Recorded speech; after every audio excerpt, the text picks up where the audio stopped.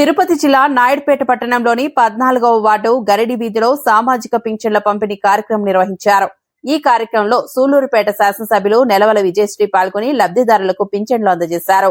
ఆదివారం కావడంతో ఒకరోజు ముందుగానే సచివాలయ సిబ్బందితో కలిసి ఇంటింటికి వెళ్లి పింఛన్ల పంపిణీ చేయడం ఎంతో సంతోషకరమని చెప్పారు. రాష్ట్రంలోని పేద, బడుగు, బలహీన వర్గాల ప్రజలకు సామాజిక పింఛన్లు అందించడం ద్వారా వారిని ఆదుకుంటున్నామని తెలిపారు.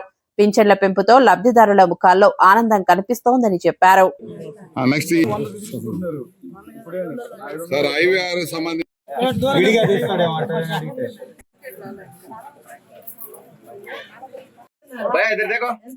చూడండి మరి 4,000తో పెన్షన్ తో పాటు మరి ముందుగా 3 నెలలు ఎలక్షన్ ఎన్నికల కోడ్ ఇచ్చినప్పటి నుంచి మార్చ్, ఏప్రిల్, మే ఈ 3 నెలలు కూడా కలిపి మీకు మొదటి పెన్షన్ 7,000 రూపాయలు అందిస్తామని చెప్పి మాట ఇవ్వడం జరిగింది.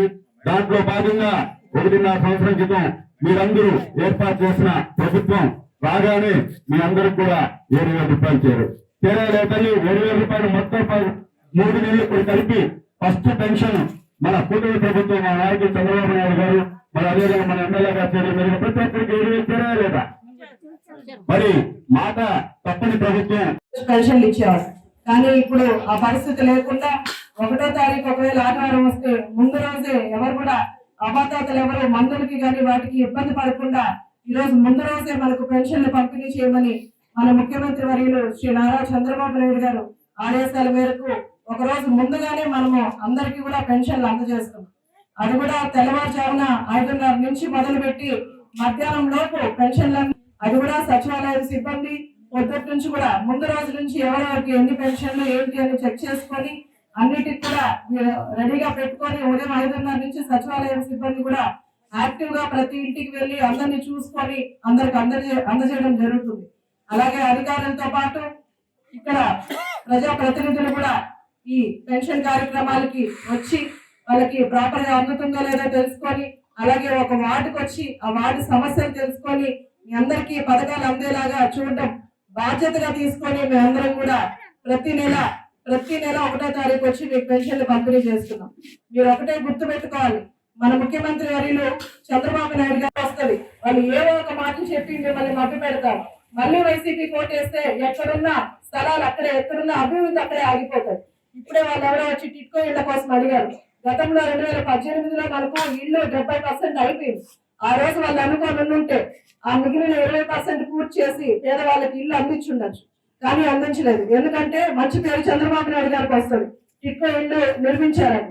ఒకటే నాయకుడు ఒకటే ఆలోచించాలి, ఎవరు పనిచేసినా మనం పేదవాళ్ళకి సహాయపడుతున్నామా లేదా అన్నది మనం ఆలోచించుకోవాలి.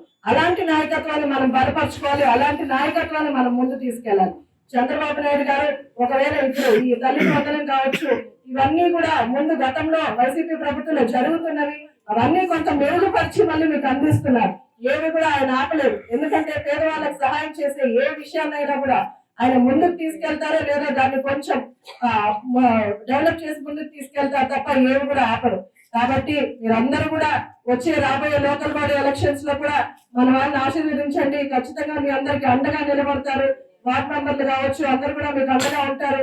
మీకు ఏ పని కావాలన్నా మేము దగ్గరుండి చేస్తాము.